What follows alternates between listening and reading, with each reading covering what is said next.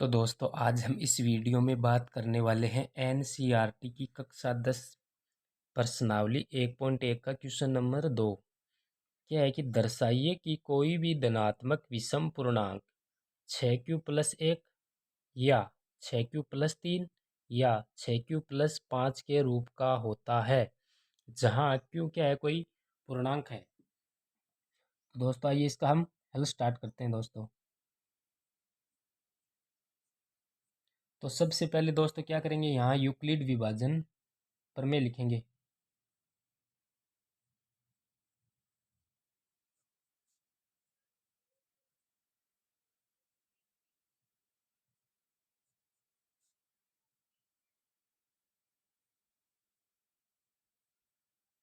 Euclid विभाजन प्रमेय का क्या थी दोस्तों कि यदि दो धनात्मक पूर्णांक ए और बी दिए रहने पर ऐसी दो अद्वितीय पूर्ण संख्याएं क्यू आर विद्यमान होती है कि ए बराबर बी क्यू प्लस आर।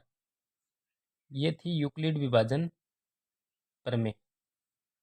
इसको हम दे देते हैं समीकरण नंबर 1 दोस्तों। और जहां आर का मान 0 से बड़ा या फिर 0 के बराबर और बी से छोटा होता था दोस्तों। तो अब हम मान लेते हैं, माना बी बराबर, अब जो दोस्तों बी का मान है वो हमें क्वेश्चन से देखना है कि बी का मान कितना होगा। जो क्यू का गुणा में है वही क्या है, बी। तो यहाँ पे गुणा में क्या है, क्यू के 6, तो बी बराबर 6 होगा दोस्तों। ठीक है, बी बराबर 6। अतः आर बराबर, अब आर के संभावित मान कौन कौन से होंगे दोस्तों। हमें पता है कि आर का मान 0 के बराबर से लेकर बी से छोटा होता है। तो 0 से लेकर बी कितना है, 6, 6 से छोटा यानी 0, 1, 2, 3, 4, 5। ये सारे क्या हो जाएंगे दोस्तों, आर के मान संभावित मान है। इनमें से आर कोई सा भी हो सकता है दोस्तों। तो दोस्तों अब हम हल करते हैं समीकरण 1 से लेकर। सबसे पहले क्या करेंगे, आर का मान 0 लेंगे। क्या लेंगे, आर बराबर 0 लेने पर, ये हमारा फर्स्ट पार्ट है। आर बराबर 0 लेने पर समीकरण 1 से, समीकरण 1 क्या थी, ए बराबर बी, बी की जगह कितना लेना है, 6, क्यू प्लस आर का मान 0 लिया है तो आर की जगह 0। तो ए बराबर क्या हो गया दोस्तों, 6q। और हमें पता है 6q में 2 का भाग जा सकता है, 2 का भाग देंगे तो 3q आ जाएगा दोस्तों। इसको दे दो समीकरण नंबर 2। और अब इसके नीचे लिखेंगे हम कि चूंकि 6q में 6q में 2 का भाग पूरा पूरा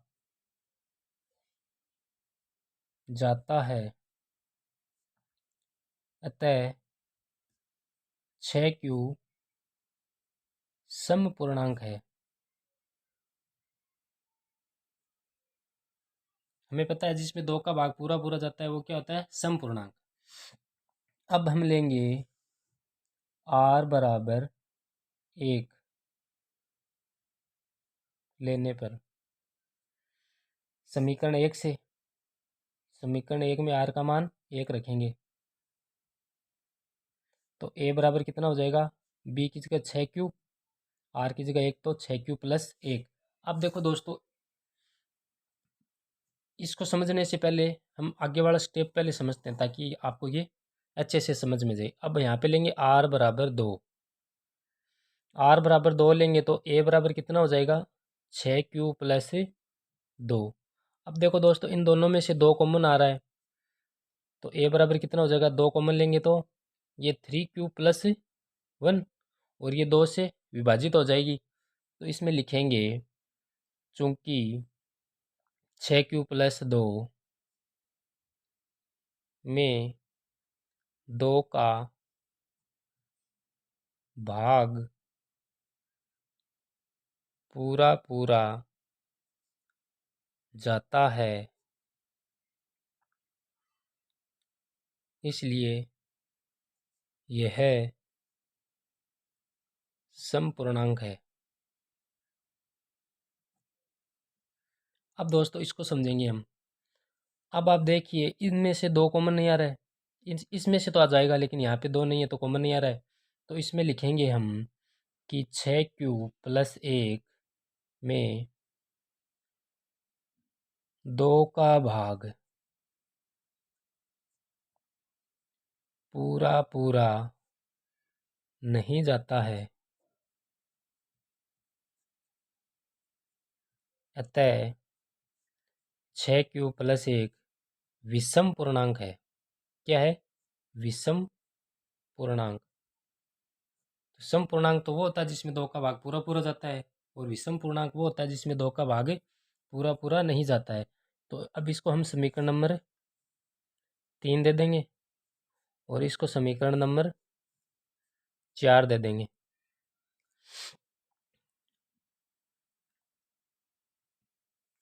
अब हम करेंगे r बराबर 3 लेने पर, यदि r बराबर 3 लेंगे तो समीकरण 1 से बी ए का मान कितना हो जाएगा?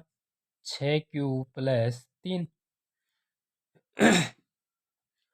अब देखो, इसमें से 3 कॉमन आ रहा है, ना कि 2। अगर 3 कॉमन आ रहा है तो यहाँ क्या बनेगा? 2 q+1, वो भी 2 से विभाजित नहीं होगा। अतः 6 q+3 में 2 का भाग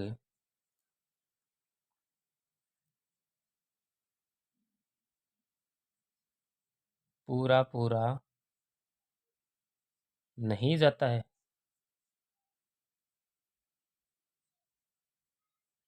अतः यह विषम पूर्णांक है।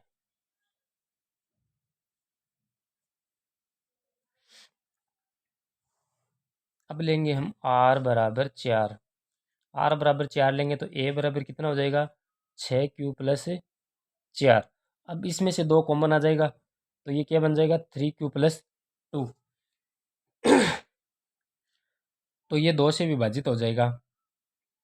अब क्या लिखेंगे? 6q+4 में 2 का भाग पूरा पूरा जाता है, अतः यह एक समपूर्णांक है। इसी प्रकार अब लेंगे हम r बराबर 5। r बराबर 5 लेंगे दोस्तों। तो r बराबर 5 लेंगे तो a बराबर क्या आ जाएगा? 6q+5। अब इनमें इसमें भी 2 का भाग पूरा पूरा नहीं जाएगा, तो 6q+5 में 2 का भाग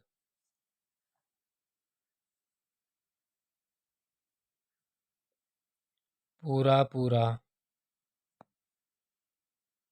नहीं जाता है, अतः ये विषम पूर्णांक है। अब देखो दोस्तों, इसको समीकरण नंबर 5, इसको 6 और इसको 7। तो दोस्तों अब देखो, ये देखो, ये क्या है? समपूर्णांक है दोस्तों। ये है समपूर्णांक। 6q वाला है, ये क्या है? समपूर्णांक। और हमें एक प्रश्न में क्या बताना था? धनात्मक विषम पूर्णांक 6q+1, 6q+3 और 6q+5 के रूप का होता है। तो जो विषम पूर्णांक है उनको लेने हैं। तो विषम पूर्णांक कौन कौन से हैं? एक तो ये रहा 6q+1 रूप का, और एक 6q+3 रूप का, और एक 6q+5 रूप का।